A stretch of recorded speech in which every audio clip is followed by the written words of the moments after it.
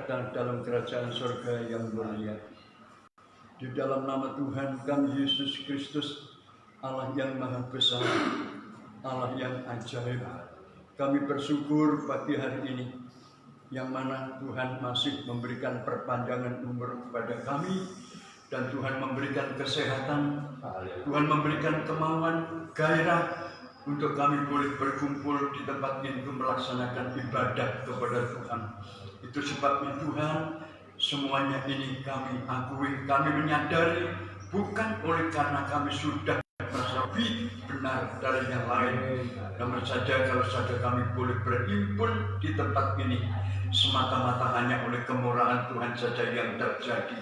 Itu sebabnya Tuhan, acara pagi hari ini kami serahkan sepenuh ke dalam tangan pimpinan Tuhan, dari awal pertengahan sampai selesainya, agar Tuhan campur tangan, Tuhan memberkati, dan Tuhan yang akan memimpin pakai para pelayan Tuhan untuk melayani pekerjaan yang suci pagi hari ini, baik yang membawa pujian, pemain musik, terlebih hamba-Mu yang akan menyampaikan firman Allah. Berikan roh hikmat, akal budi yang dari surga, serta urapan dari Roh Kudus, agar firman yang akan disampaikan di pagi hari ini benar-benar bisa jadi berkat. Terima kasih Bapa, jika ada kuasa iblis setan yang akan mengganggu jalannya ibadah kami pagi hari ini dalam bentuk apapun, dihancurkan dengan kuasa darah dunia Tuhan. Biar roh Tuhan yang menguasai ruang ini sampai ruang hati kami, sehingga kami umat ini ada kebebasan untuk memuji Tuhan. Terima kasih Bapa, terima kasih. Kami serahkan Tuhan buat domba-Mu yang mungkin masih di tengah perjalanan untuk menuju ke tempat ini. Kiranya Tuhan akan lindungi sertai agar mereka boleh segera datang di tempat ini untuk mereka pun bisa memuji Tuhan bersama kami. Buka dan mulaikan ibadah kami pagi hari ini dari awal pertengahan sampai selesainya hanya di dalam satu nama yang besar dan ajaib, yaitu di dalam nama Tuhan kami Yesus Kristus, Kepala Gereja, mempelai pria surga yang tetap menjadi pembela dan pemelihara kami. Haleluya, amin. Silakan.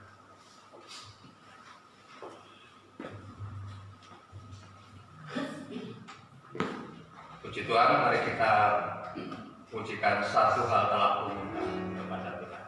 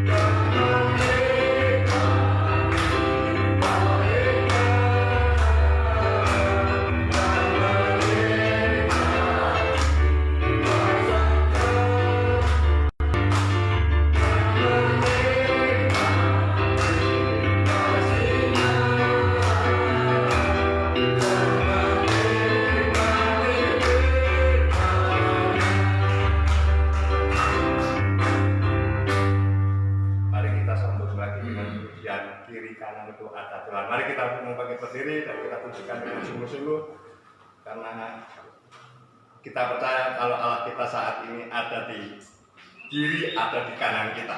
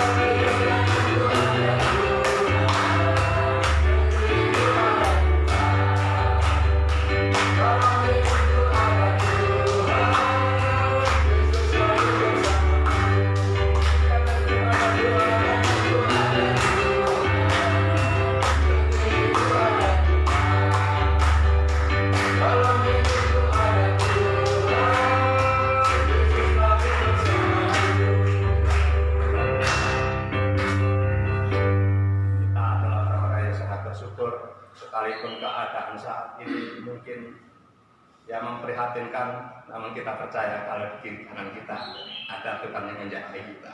Amin. Sebentar lagi kita akan mendengarkan kebenaran Allah. Mari kita bangkit berdiri dan kita pujikan zaman sekarang berjaga.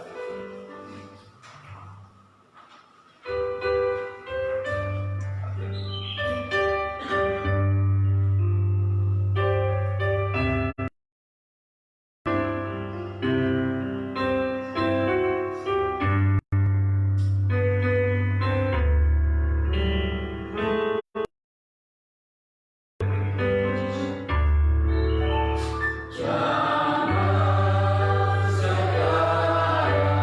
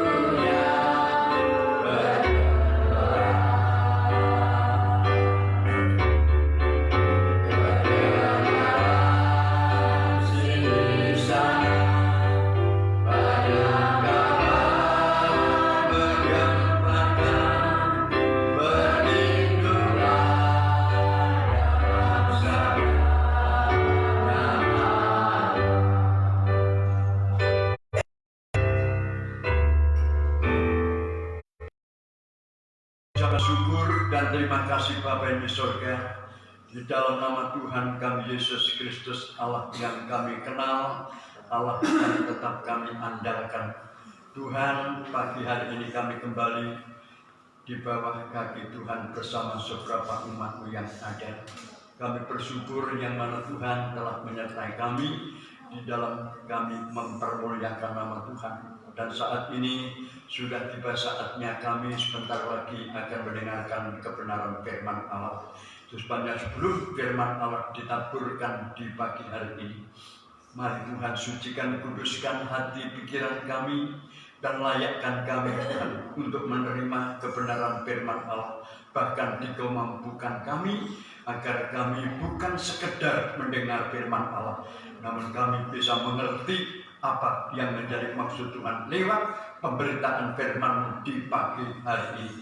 Itu sebabnya Tuhan Dikau pakai akan hamba-Mu ini, sekalipun hamba-Mu ini sungguh-sungguh tidak berbeda antara satu dengan yang lain. Hamba-Mu pun juga manusia yang penuh kekurangan kelemahan. Sebabnya biar Roh Tuhan yang akan memimpin hamba-Mu ini, Roh Tuhan yang akan menguasai mulut lidah hamba-Mu, agar sungguh-sungguh Tuhan penyampaian firman Allah di pagi hari ini benar-benar bisa jadi berkat. Itu sebabnya berikan hamba-Mu roh hikmat, akal budi yang dari surga, serta urapan dari Roh Kudus, agar firman yang akan disampaikan di pagi hari ini tidak kembali sia-sia, namun boleh jadi berkat. Bahkan ada kuasa yang besar untuk membangkitkan gairah kami, agar kami boleh semakin hari semakin setia dalam melaksanakan ibadah kepada Tuhan. Sekali lagi Tuhan berikan hamba ini roh hikmat, akal budi yang dari surga. Urapi mulut lidah hamba-Mu, bahkan kami semua yang ada dengan urapan dari Allah. Kami sambut firman-Mu di pagi hari ini hanya di dalam satu nama yang besar dan ajaib, yaitu di dalam nama Tuhan kami Yesus Kristus, mempelai pria surga yang tetap menjadi pembela dan pemelihara kami. Haleluya, amin. Silakan duduk kembali. Puji nama Tuhan. Saya sampaikan selamat pagi dan selamat sejahtera di dalam nama Tuhan kita Yesus Kristus. Mari kita segera untuk menyambut firman Allah di pagi hari ini. Sekalipun beberapa kita yang ada, namun kita yakin berdasarkan firman Allah, Tuhan juga ada di tengah-tengah kita. Jadi kita harus dengan sungguh-sungguh untuk kita menyiapkan hati mendengar firman Allah. Kita tidak terpancang seberapa kita yang ada, namun kita yakin sekalipun mata kepala jasmani kita tidak tahu pribadi Tuhan ada di tengah-tengah kami, namun dengan iman kita yakin Tuhan ada. Puji Tuhan, pagi hari ini saya akan melanjutkan firman Allah yang sudah saya sampaikan baik minggu yang lalu maupun minggu-minggu yang telah lalu, yaitu temanya adalah Wahyu pasal yang ke-6, ayatnya yang sebenarnya ayat 1 sampai ayat yang ke-8. Itu yang saya sampaikan beberapa kali kebagian hari Minggu. Dan lebih baik kita akan membaca saja dalam Wahyu pasal yang ke-6 ini untuk menyingkat waktu, ayat yang ke-7 dan ayat yang ke-8. Begitulah untuk menghemat waktu, yaitu Wahyu pasal yang ke-6 ayat 7 dan ayat yang ke-8. Dan ketika anak domba itu membuka meterai yang keempat, aku mendengar suara makhluk yang keempat berkata, "Mari." Dan aku melihat sesungguhnya ada seekor kuda hijau kuning dan orang yang menungganginya bernama Maut, dan kerajaan maut mengikutinya. Ya, terus. Dan kepada mereka diberikan kuasa atas seperempat dari bumi untuk membunuh dengan pedang, dan dengan kelaparan dan sampar, dan dengan binatang-binatang buas yang di bumi. Ya, puji nama Tuhan. Saudara, ini adalah pembukaan materai yang keempat. Kalau kita membaca ayat yang ke-8 ini, baru ayat yang ke-7 sudah mengatakan bahwa pembukaan materai yang keempat. kemudian terjadi sudah 4 macam yang sudah kita periksa beberapa minggu, dan saat ini kita lanjutkan. Yang pertama, maut adalah pedang, pedang ini juga maut. Kemudian yang kedua adalah kelaparan, ini juga maut, kelaparan. Yang ketiga adalah yang saat ini sejajar dengan penyakit apa itu, virus yang sedang melanda di tengah-tengah dunia. Ini 3, dan yang keempat adalah binatang buas. Jadi tahu 4 hal ini, saudara, muncul di tengah-tengah dunia. Dari pedang, kelaparan, sampar, dan binatang buas. Baru materai itu dibuka. Jadi pembukaan itu sungguh-sungguh sangat penting sekali. Pembukaan materai itu sangat penting sekali. Sehingga oleh karena pembukaan materai itu, kita bisa tahu apa yang kelihatan. Ternyata dalam ayat ini 4 hal ini, gara-gara materai yang keempat itu dibuka. Rasul Yohanes pernah menangis di hadapan Tuhan. Dia itu menangis karena tidak ada satupun manusia yang layak bisa membuka kitab gulungan, kitab yang termeterai itu. Dia menangis.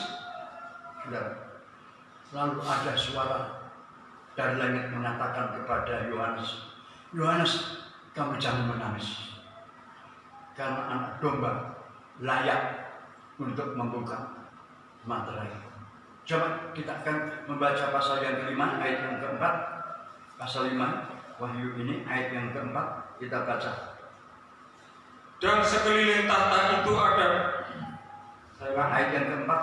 maka menangislah aku dengan amat sedihnya, Ya, karena tidak ada seorang pun yang dianggap layak untuk membuka gulungan kitab itu ataupun melihat sebelah dalamnya. ini adalah suara daripada Rasul Yohanes. Dia menangis karena tidak ada satupun manusia yang layak bisa membuka materai itu, kitab gulungan itu. Kemudian ayat yang kelima. Lalu berkatalah seorang dari tua-tua itu kepadaku, Ya, jangan engkau menangis. ya, terus. Sesungguhnya singa dari suku Yehuda Ya, telah menang, sehingga ia dapat membuka gulungan kitab itu dan membuka ke-7 materainya. bukan main, ke-7 materainya. Layak untuk membuka ke-7 materai itu. Puji Tuhan, saudara, ini adalah perlu kita mengucapkan syukur kepada Tuhan. Kalau Tuhan kita, Yesus Kristus yang kita sembah itu, ada kuasa untuk membuka materai, untuk membuka gulungan kitab, saudara, yang termeterai itu. Bagaimana kita bisa tahu? Ini yang menjadi keluhan daripada Rasul Yohanes. Bagaimana kita bisa tahu isi daripada kitab gulungan itu, kalau tidak ada kehidupan manusia yang bisa membuka? Bagaimana kita tahu isinya? Apa isinya kitab gulungan itu? Tahu bahwa isi dari kitab gulungan itu baru materai itu dibuka. Seperti dalam ayat yang ke-8 pasal yang ke-6 tadi, setelah materai yang keempat itu dibuka, langsung tahu 4 hal ini yang muncul. Pedang, kelaparan, penyakit sampar, dan binatang buas. Ini setelah materai itu dibuka. Sudah, materai itu dibuka. Jadi pembukaan materai itu sangat penting sekali bagi kehidupan kita semuanya, umat Tuhan, orang yang percaya kepadanya itu. Sehingga oleh karena materai itu dibuka, pembukaan itu, sehingga kita tahu bahwa itu adalah merupakan zaman yang sudah akhir. Kenapa? Saudara, kenapa materai itu dibuka? Kenapa Tuhan mengatakan materai itu dibuka?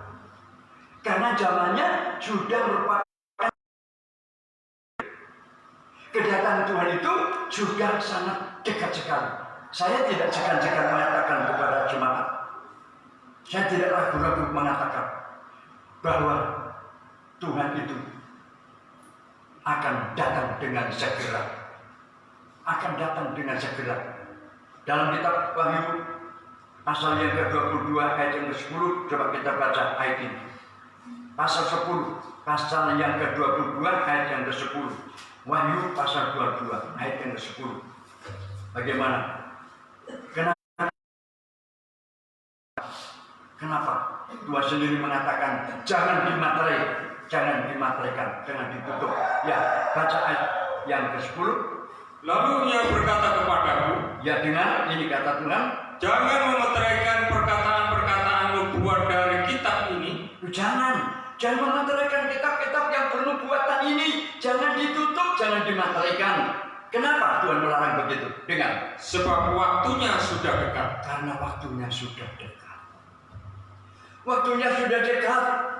Tuhan mengingatkan kita jangan sampai dimateraikan. Kitab-kitab gulungan ini jangan dimateraikan, jangan ditutup. Bukan. Sebab waktunya sudah dekat. Yang maksudnya kedatangan Tuhan itu sudah hampir. Kedatangan Tuhan itu sudah dekat sekali. Makanya pembukaan itu harus ada. Supaya kita tahu. Bahkan kita yakin bahwa kedatangan Tuhan yang kedua kali di awal-awal itu segera akan tiba. Sehingga umat Tuhan sangat berhati-hati. Umat Tuhan itu sangat berhati-hati.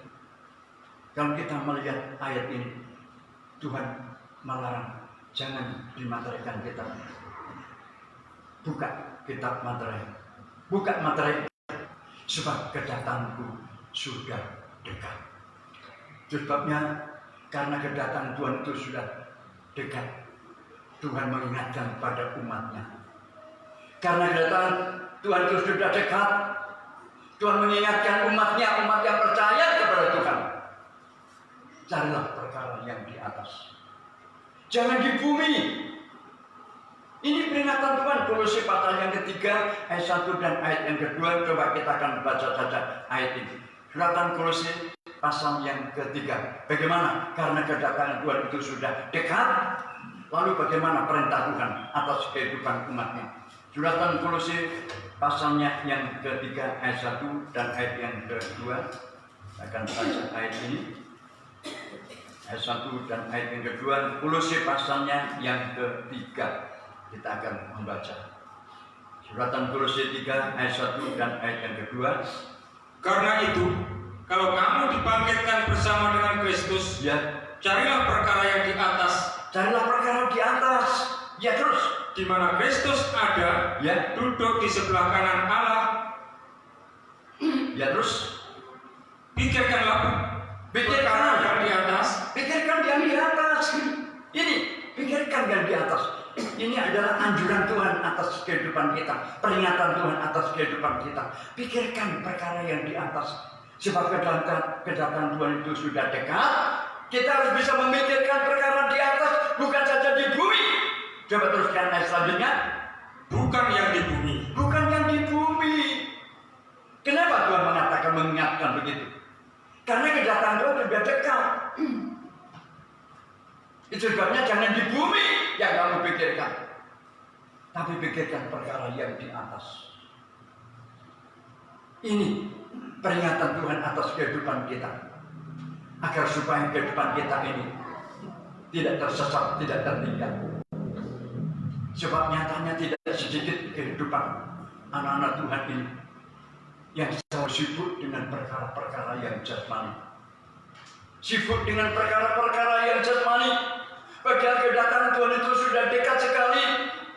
Bukannya Tuhan itu melarang orang yang memikirkan jasmani, bukan, sudah. Tapi seringkali hanya gara-gara memikirkan perkara yang jasmani ini, sehingga tidak ada kesempatan untuk memikirkan perkara yang di atas. Ini kelemahan anak-anak Tuhan. Hanya gara-gara memikirkan perkara yang di bawah. Sehingga tidak ada kesempatan lagi untuk memikirkan perkara di atas. Ini tidak sedikit. Tidak ada waktu untuk memikirkan perkara di atas. Hanya gara-gara memikirkan perkara di bumi. Perkara di bumi ini dipikirkan. Sudah. Sehingga tidak ada kesempatan untuk memikirkan perkara yang di atas. Ini yang menjadi kelemahan anak-anak Tuhan. Sebabnya Tuhan dengan tegas mengingatkan kepada kita semuanya ini. Jangan perkara di bumi yang kamu pikirkan. Ini membuktikan bahwa kedatangan Tuhan itu sudah dekat. Tuhan tidak relakan anak-anak Tuhan itu tertinggal. Bukannya melarang untuk kita bekerja, tidak. Malah Tuhan mengatakan orang yang tidak bekerja jangan makan. Tapi gara-gara pekerjaan itu yang seringkali bisa mengakibatkan anak-anak Tuhan itu tidak ada kesempatan untuk memikirkan perkara di atas. Gara-gara jasmani tidak bisa memikirkan perkara di atas. Bahkan berani mengatakan apa gunanya firman Allah. Paling bahaya jika kehidupan anak-anak Tuhan berani mengatakan begitu. Seperti saudara kisah daripada Esau. Sudah dia berani mengatakan, apa gunanya hak sulung bagiku? Apa gunanya? Aku lapar, aku mau mati. Apa gunanya hak sulung? Kemudian dia minta kepada Yakub, Yakub, apa yang kamu goreng merah-merah itu? Berikan kepadaku. Lalu Yakub mengatakan, asal hak sulungku berikan kepadaku. Langsung dia mengatakan, apa gunanya hak sulung bagiku? Aku hampir mati. Kejadian pasal 25 ayat 31 ayat 32, begitulah Kejadian pasal 25. Coba kita baca ayat ini. Kejadian pasal 25 ayat 31 sampai ayat yang ke-32. Ini adalah kata-kata Esau, saudara, yang menghina akan firman daripada Tuhan. Hak sulung itu tidak ada lagi kecuali firman. Sebelum ada sesuatu, sebelum ada langit, sebelum ada bumi, firman itu sudah ada. Baca ayat 31. Baca. Tetapi kata Yakub, Ya. jual dahulu kepadaku hak kesulunganmu. Ya, terus. Saud Esau, Ya. sebentar lagi aku akan mati. Sebentar lagi aku akan mati. Lalu bagaimana? Apa gunanya bagiku hak kesulungan itu? Apa gunanya hak bagiku hak kesulungan? Ya, terus. Kata Yakub, bersumpahlah dahulu kepadaku. Ya. Maka bersumpahlah ia kepada Yakub dan dijualnya hak kesulungannya kepadanya. Ya, terima kasih. Sampai selanjutnya dia bersumpah, langsung hak kesulungan itu dijual. Ditukarkan perkara jasmani, ditukarkan makanan satu piring. Sudah. Ini adalah Esau menghina akan hak sulung, menghina hak kesulungan, sampai dia berani mengatakan, apa gunanya hak sulung bagiku? Aku akan mati. Dia menghina hak sulung. Sampai di sini kehidupan anak Tuhan Esau menghina hak sulung.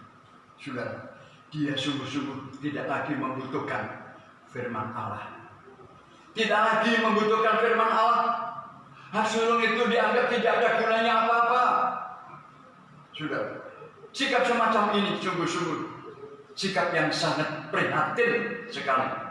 Sudah, sangat menakutkan sikap semacam ini. Hak sulung itu kalau kita baca ya ayat 1, coba kita baca saja. Buktikan hak sulung itu apa? Ini yang pernah ditukarkan oleh Esau dengan sepiring makanan. Yang 1 ayat 1 jelas sekali dalam ayat ini. Yang 1 ayat 1. Apa hak sulung itu? Pada mulanya adalah firman. Pada mulanya. Mula itu sebelum ada apa-apa. Mula itu ada pada awal pertama. Ya, terus? Firman itu bersama-sama dengan Allah dan firman itu adalah Allah. firman itu adalah Allah. Ini yang dihina oleh Esau. Saudara, apa gunanya hak sulung bagiku itu? Ini kehidupan anak Tuhan yang berani mengatakan apa gunanya hak sulung bagiku. Saudara, kita bersyukur kepada Tuhan di pagi hari ini, yang mana kita bisa mendengar firman Allah, yang mana kita masih ada kerinduan untuk mendengar firman daripada Tuhan. Saudara, firman Allah ini adalah ada kuasa yang besar. Bahkan firman Allah ini, kalau kita menyadari firman Allah itu, saudara, adalah sumber segala-galanya. Baik panjang umur manusia maupun yang dibutuhkan umat manusia, semua ada di tangan genggaman daripada Tuhan. Jangan sampai kita ini seperti sikap daripada Esau. Kita tetap berusaha untuk mendekatkan diri kita kepada Tuhan. Kita tetap membutuhkan hak sulung, kita tetap membutuhkan firman Allah. Sudah. Sekali lagi saya katakan, jangan sampai ke depan kita seperti Esau, yang mungkin sementara itu dia tidak merasa bagaimana akibatnya, tapi nanti dia akan mengalami. Dalam surat Ibrani pasal yang ke-12 ayat yang ke-16 dan 17 mengatakan, Tuhan mengatakan, jangan sampai ada orang seperti Esau. Coba baca saja Ibrani 12 ayat 16 sampai ayat selanjutnya. Surat Ibrani 12. Ini akibat daripada Esau, yang mana Esau itu berani menolak firman daripada Tuhan. Apa akibatnya? Ayat 16 dan 17. Bagaimana peringatan Tuhan? Janganlah ada orang yang menjadi cabul atau yang mempunyai nafsu yang rendah seperti Esau, yang menjual hak kesulungannya untuk sepiring makanan. Nah, jadi menjual hak kesulungan itu hanya sekedar sepiring makanan. Ini dijual oleh Esau. Lalu apa akibatnya? Dengan sebab kamu tahu bahwa kemudian ketika ia hendak menerima berkat itu, ia ditolak. Ya terus? Sebab ia tidak beroleh kesempatan untuk ya terus? Sekalipun ia mencarinya dengan mencucurkan air mata. Sekalipun mencari dengan cucuran air mata, tidak mendapatkan jalan untuk bertobat. Tidak mendapatkan waktu. Waktu itu sudah tertutup bagi Esau. Bagaimana penyesalan Esau ini? Baru kita membaca saja. Baru saja kita membaca apa akibatnya. Kita sudah baru mendengar kita ngeri. Mencucurkan air mata sekalipun, namun Esau tidak ada jalan untuk bertobat. Tutup, waktunya sudah tidak ada. Itu sebabnya ayo kita manfaatkan kesempatan yang Tuhan masih memberikan kepada kita.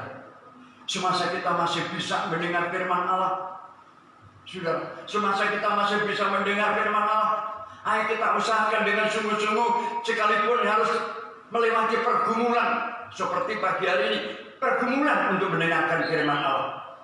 Tapi pergumulan kita tidak akan sia-sia. Bukankah pergumulan untuk mendengarkan firman Allah? Sebabnya mari kita dengan sungguh-sungguh kita belajar. Tuhan pasal 1 ayat, bahagialah segala orang yang membaca, orang yang mendengar, orang yang menurut. 3 hal ini yang sangat diharapkan oleh Tuhan. Mungkin kita tidak bisa membaca oleh karena buta huruf. Ayo usahakan kita mendengar. Sudah, kita mendengar. Coba kita baca saja. Kita Wahyu, coba kita baca saja ayat ini. Wahyu pasal 3 ayat yang pertama. Kita Wahyu pasal 1 maksudnya. Wahyu 1 ayat yang ketiga, begitulah. Wahyu pasal 1 ayat yang ketiga. Bagaimana firman Allah? Kita akan membaca ayat ini. Berbahagialah ia yang membacakan dan mereka yang mendengarkan kata-kata nubuat ini, dan yang menuruti apa yang ada tertulis di dalamnya, sebab waktunya sudah dekat. Sebab waktunya sudah dekat. Diulang kembali oleh Tuhan. Sebab waktunya sudah dekat. Berbahagialah bagi orang yang bisa membaca. Berbahagia jika ada orang yang mendengar. Mungkin tidak bisa membaca karena buta huruf. Tapi kalau tidak bisa membaca, kita bisa mendengar. Usahakan untuk mendengar. Tuhan jamin berbahagia orang yang mendengar. Bagaimana bisa ada kekuatan kalau kita ini tidak pernah mendengar firman Allah? Bagaimana kita bisa melakukan firman Allah kalau kita tidak bisa mendengar perintah daripada Tuhan? Sebabnya mendengar firman Allah ini sungguh-sungguh sangat penting sekali bagi kehidupan kita. Sangat penting sekali. Dalam surat Rum, Tuhan telah mengatakan, saudara, iman itu datangnya dari mendengar. Dari mendengar. Itu adalah firman Allah mengatakan dalam surat Rum pasal yang ke-10, kalau tidak salah, ayat yang ke-17. Kita cari ayat ini. Rum pasal 10, ayat yang ke-17. Coba kalau kita bisa mendapatkan ayat ini. Rum pasal 10, ayatnya yang ke-17. Jadi, iman timbul dari pendengaran dan pendengaran oleh firman Kristus. Jadi iman itu datangnya dari mendengar. Dari mendengar. Mungkin kita tidak bisa membaca firman, tapi kalau kita suka mendengar, iman kita dikuatkan oleh Tuhan. Iman kita diteguhkan oleh Tuhan. Salah tidak bisa membaca, tidak mau mendengar, bagaimana bisa kuat iman kita? Ada sedikit kegoncangan dunia, pasti dia akan jatuh.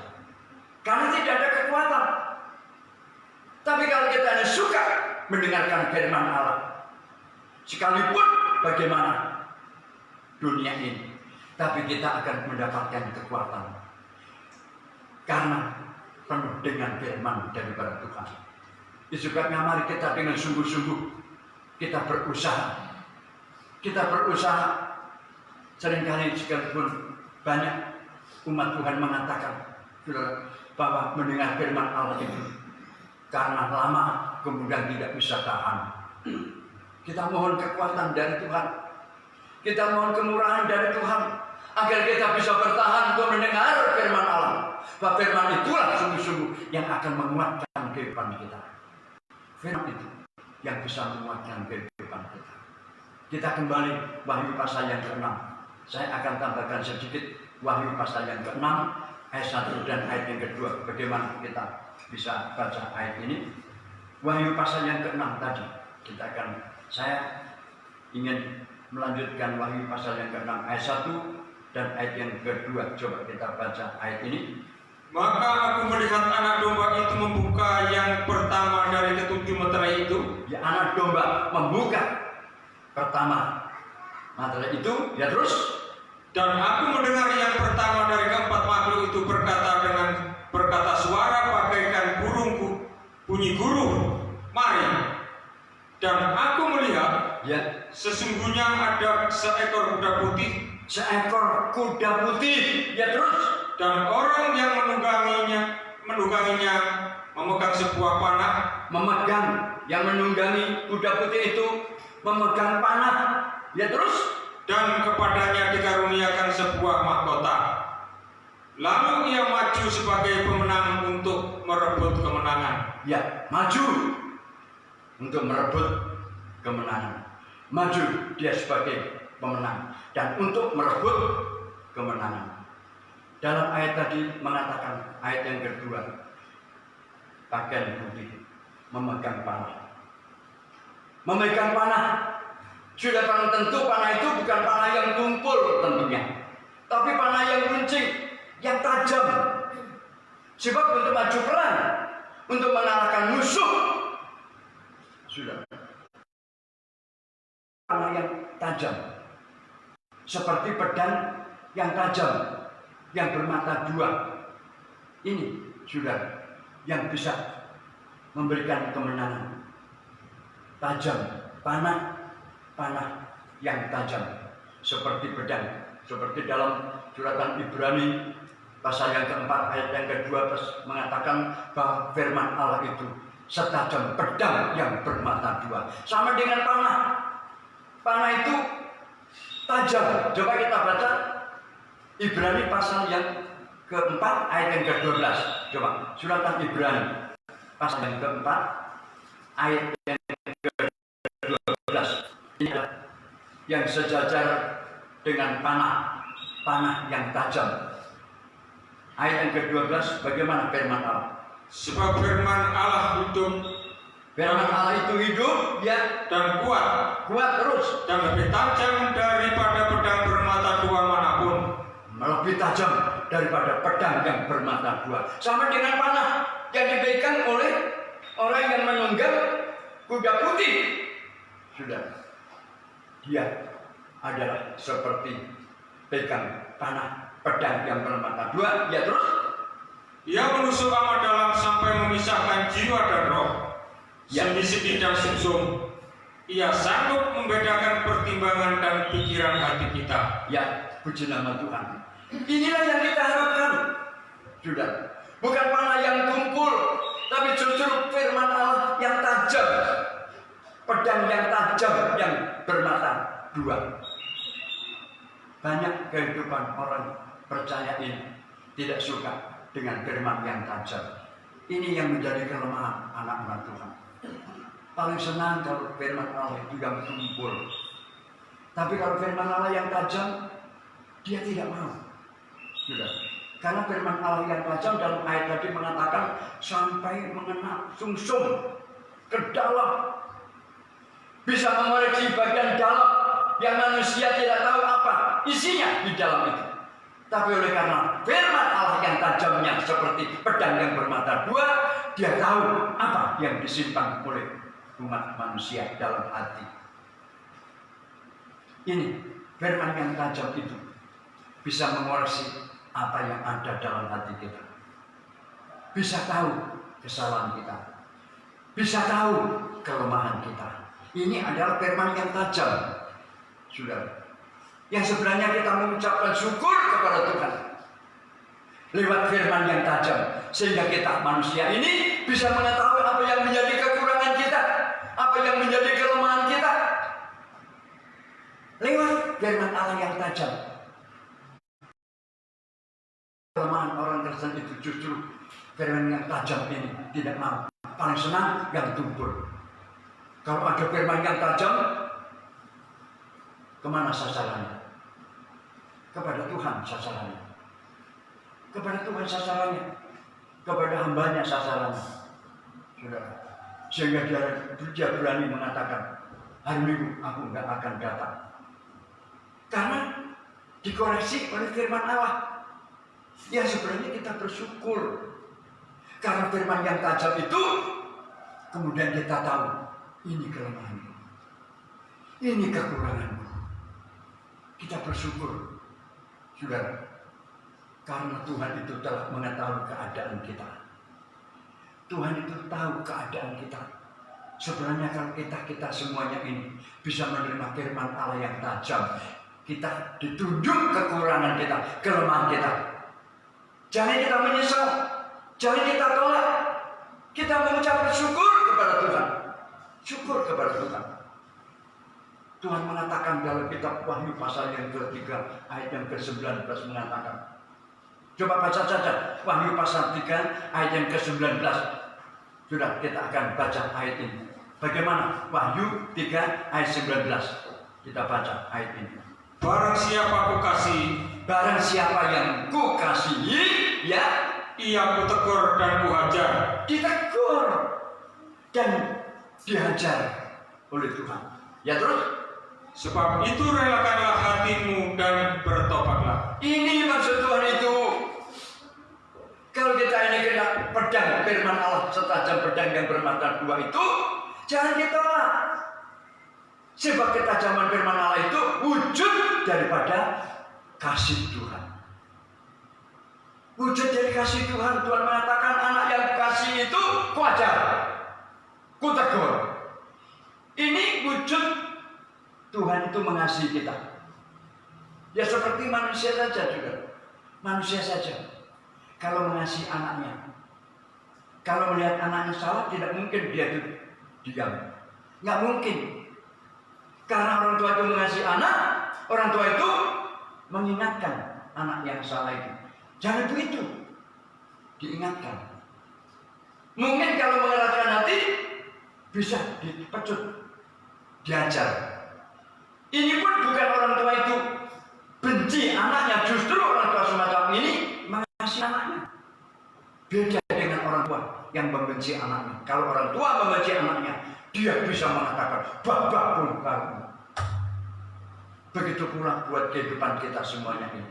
Kalau kita diingatkan oleh Tuhan, firman Allah itu menegur kesalahan kita, mengajar kehidupan kita.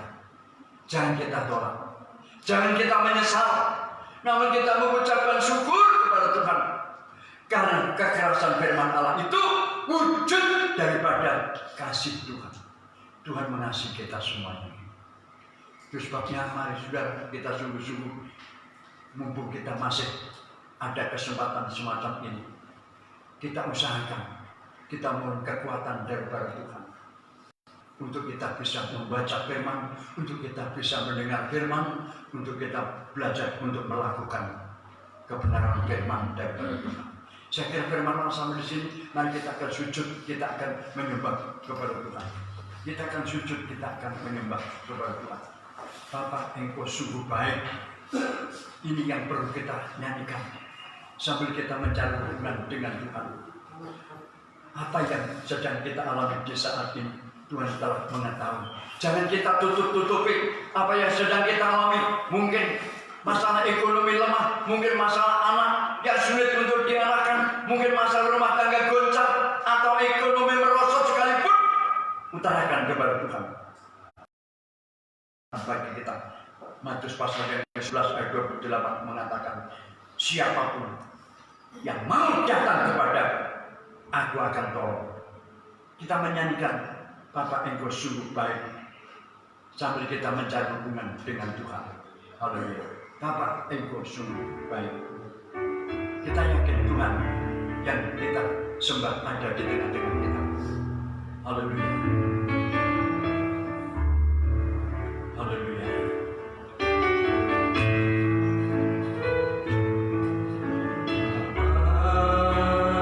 Sebutkan dengan sungguh-sungguh nyanyiannya. Engkau sungguh. Bukankah kebaikan Tuhan kalau Tuhan mau menegur kehidupan kita, kekurangan kita?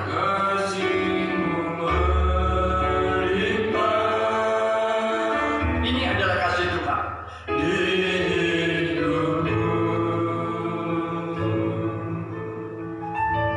Haleluya, haleluya. Bapa,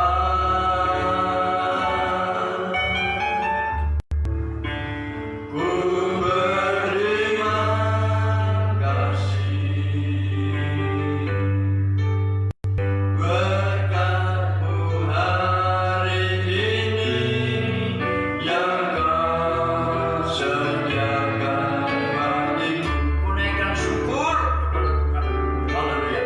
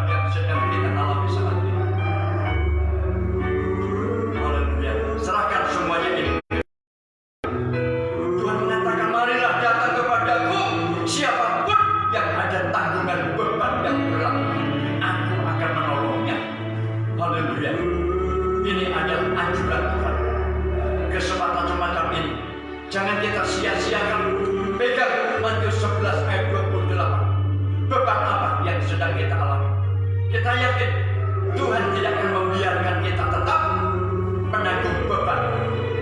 Namun kalau kita mau datang kepada Tuhan, menyerahkan semua beban ini, datang kepada Tuhan, Tuhan yang akan mengangkat. Haleluya.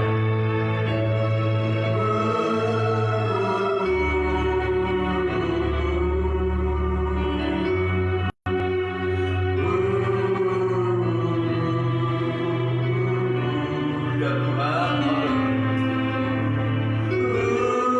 sambil kita menyembah kepada Tuhan.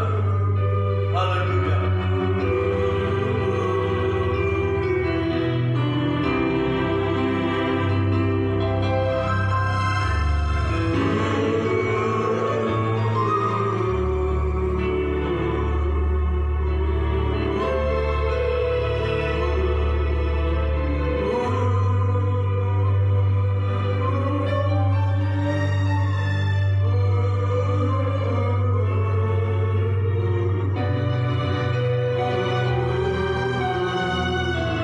Kunaikan syukur, nyanyikan dengan jelas. Haleluya. Sambil angkat tangan kita lebih tinggi dari kepala. Yang tangan-tangan kita ada di jamak oleh Tuhan. Tuhan, ikut jamak tangan-tangan kami. Ikut tahu keadaan kami. Setiap pribadi, Tuhan ikut tolong kami ini menyerahkan semua beban yang sedang kita alami saat ini. Manusia tidak tahu apa yang kami alami. Apa yang dialami beban oleh suami, istri tidak tahu. Apa yang dialami beban istri, suami tidak tahu. Tuhan yang mengetahui semuanya. Haleluya. Haleluya, haleluya.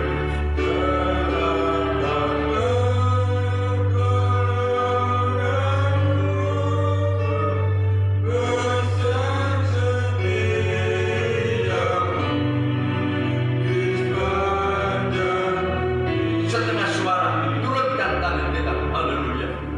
Haleluya. Turun.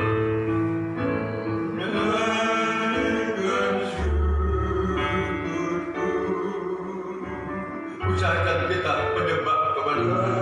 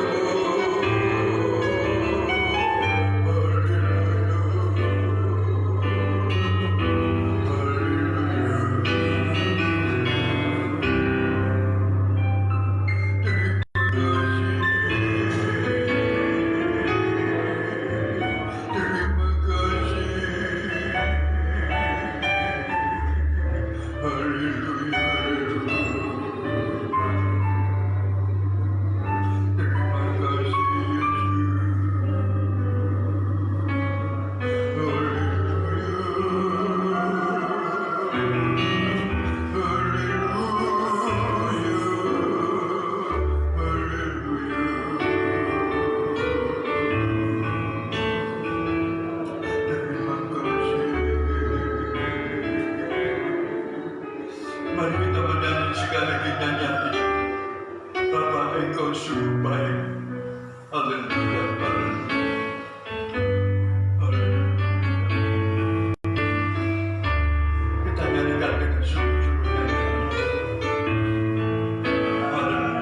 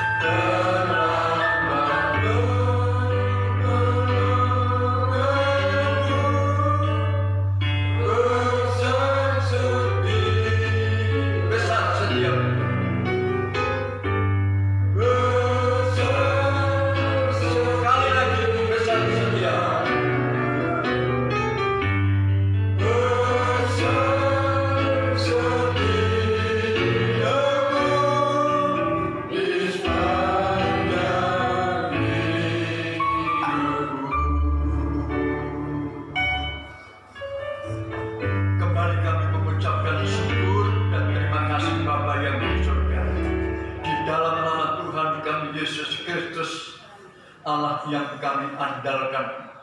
Tuhan, pada pagi hari ini kami kembali dibagi Tuhan bersama seberapa umat yang ada. Kami mengucapkan syukur yang mana Tuhan telah memberkati pelaksanaan ibadah pagi hari ini dari awal pertengahan sampai selesainya, sehingga kami bisa menerima berkat rohani, yaitu firman daripada Tuhan yang akan memberikan kekuatan bagi kami untuk kami boleh tetap mengiring Engkau sampai selama-lamanya. Tetapkan firman-Mu dalam hati kami, mantraikan dengan kuasa Roh Kudus-Mu yang dari surga. Kami yakin dan percaya, sekalipun hamba-Mu berhenti berbicara tentang firman Allah, namun firman yang sudah ditaburkan di pagi hari ini, kami yakin firman yang hidup, yang ada kuasa yang besar untuk mengubah kehidupan kami dari hidup yang lama menjadi hidup yang baru yang bisa menyenangkan hati daripada Tuhan. Terima kasih Bapa, terima kasih. Dan juga sebelum kami Tuhan kembali ke rumah kami masing-masing, kami teringat saudara kami yang menderita sakit dimanapun mereka.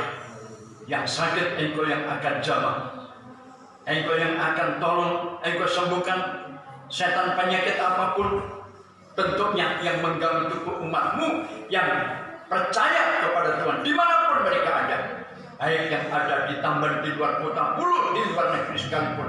Penyakit apapun Dikau hancurkan dengan kuasa darah Yesus. Darah Yesus, darah Yesus yang berkuasa. Nyatakan Tuhan kuasa.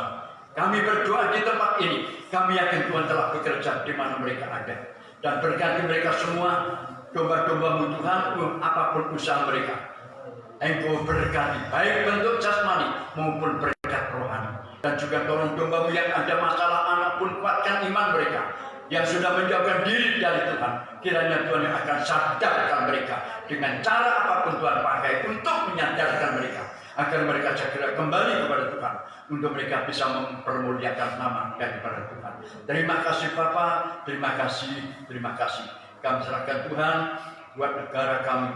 Semuanya ini kiranya Tuhan yang akan lindungi. Tuhan jauhkan kami dari penyakit yang sedang melanda di tengah-tengah dunia. Dimanapun kami ada Tuhan, singkirkan penyakit yang mudah menular yang saat ini melanda di tengah-tengah dunia. Hancurkan dengan kuasa darah Yesus yang berkuasa untuk menghancurkan macam penyakit corona, penyakit apapun yang mengganggu Tuhan, mengganggu umat. Dikau hancurkan dengan kuasa darah. Biar roh Tuhan yang menguasai hati pikiran kami semua ini. Terima kasih Bapa, hentar kami pulang lindungi dan jauhkan kami dari gangguan dan mara bahaya. Saudara sekalian yang dikasihi Tuhan dan yang mengasihi Tuhan, terimalah berkat daripada Allah Bapa, kasih dari Tuhan Yesus, persekutuan Roh Kudus yang akan menyertai kita siang hari ini sampai selama-lamanya. Pulanglah dengan sejahtera, damai dari Tuhan kita Yesus Kristus. Haleluya, haleluya. Amin. Selamat siang, Tuhan berkati.